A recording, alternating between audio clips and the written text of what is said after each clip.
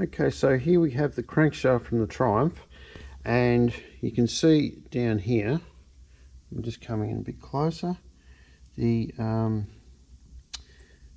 bearings have got no nip and crush in them, so they're not actually held in the main bearing caps as they should be.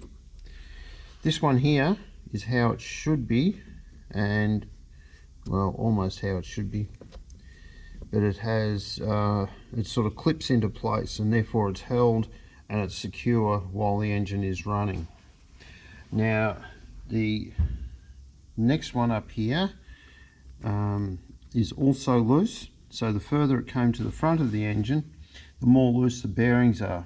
So we have a real problem with the alignment of the crankshaft main bearing caps, and also the size of them, which is what holds the bearings into place. You can also see on the big end bearing here on number 1 cylinder, it is very worn. You can see the discoloration of it, and that is more like how it should be, but it's still not perfect. But you can see the difference in the coloration, and therefore it's the crankshaft needs to be ground.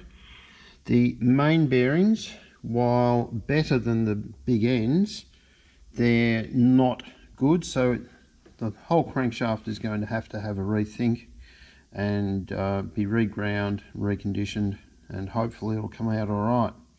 Now if we move across here, you can see the two cylinder number 1 conrod, which is this one, and cylinder number 2 conrod and piston assembly.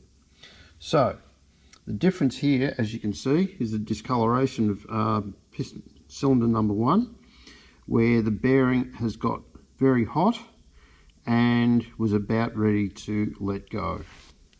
Now you can see in here the colour of the bearing and how it should be, as well as the colour and how the conrod should be looking, whereas if we move across here, it's quite plain to see the discoloration. The colour of the bearings has gone right through the white metal and is now on the backing material. This one here, you can see it started to flare out, and that wasn't going to last very much longer at all. So the whole thing was really just a hand grenade thrown together, and it was never going to last more than what it already has, which was less than 100 kilometers.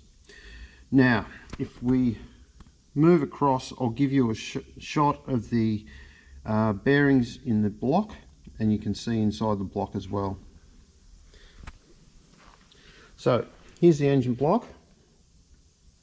Now again, you can see that main bearing is loose and doesn't want to fit very well. Number 2 main bearing is even looser. You can see the gap between the bearing and the block there, which is just despicable. It is just horrible. That was never going to last very long at all. And you can see the coloration of the bearing there. It's already worn through the white metal again. Bearing number 1 is better, but still not anywhere near what it should be, whereas bearing number 3 is far more how it should be. And this one is much more secure in the case or in the block. As you can see, it doesn't move. So we've got a lot of rethinking to do on this one. Well, someone has. So we'll come around here to the bearing for the, you can't really see that.